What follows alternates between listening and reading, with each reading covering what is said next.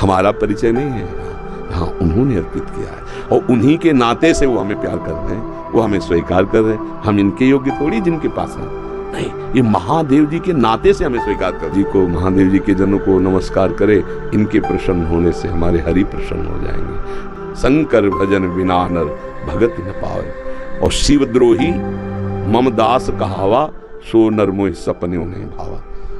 ये तो भगवान श्री हरि की करुणा कृपा देखिए, उधर महादेव जी की। कागभूषुंड जी अनन्य थे भगवान शंकर के, पर वो हरि की अवहेलना कर देते थे, हरि की निंदा, हरि भक्तों से द्वेष कर लेते। तो भगवान शंकर ने ही साफ दे दिया। मंदिर में बैठे थे, गुरुदेव पधारे, क्योंकि गुरुदेव सदैव उपदेश हरिहर का समान रूप से करते थे, ये उनको जमता नहीं था। वो गुरुदेव से द्रोह करने लगे। गुरुदेव आए तो उठकर प्रणाम नहीं किया।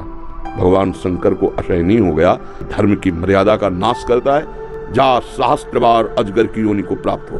पापी, तू अजगर जैसा बैठा रहा, जा। और कोई महादेव की अवहेलना करके हरि प्रेम चाहता है तो कदापि नहीं। कोई भगवान हरि की अवहेलना करके महादेव का अनन्य बनना चाहता है तो कदापि नहीं।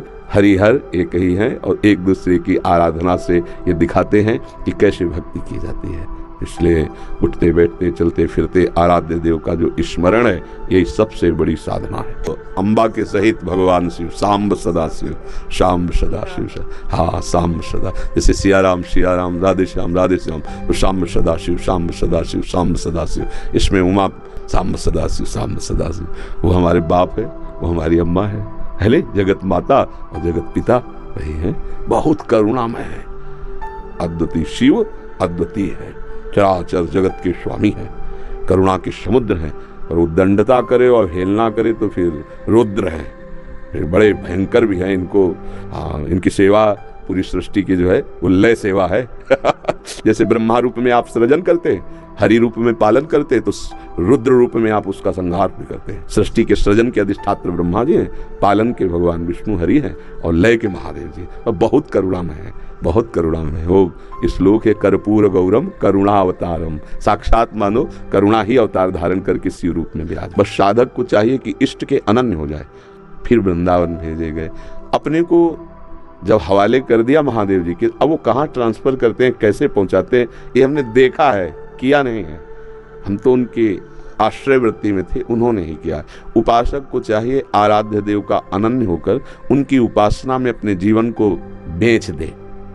बिका हुआ जीवन, फिर जो रंग आता है वो बहुत जोर का रंग होता है, फिर वो चलाते हैं, वो संभालते हैं। एक भी वृत्ति अन्य न हो, वो अनन्य भाव से आराध्य देव का चिंतन होने लगे तो चमत्कार प्रकट हो जाएगा, जीवन दिव्य हो जाएगा। मन लगा रहे, अभी तो वृत्ति गई हट गई, फिर आई फिर हट गई, ऐसे हो रहा है। वृत्ति ऐसी हो जाए जैसे दीवाल घड़ी से सेल हटा ले तो सेकेंड मिनट की सब सुई ठप हो गई ला, ऐसे ठप हो जाए मन, वृत्तियां भगवदाकार, फिर कुछ शेष नहीं रह जाता, सब जागृत हो जाता है। तो अपने आराध्य देव के अनन्य होकर नाम जप करे, उनके अधीन रहे, वो सब ठीक कर देते हैं।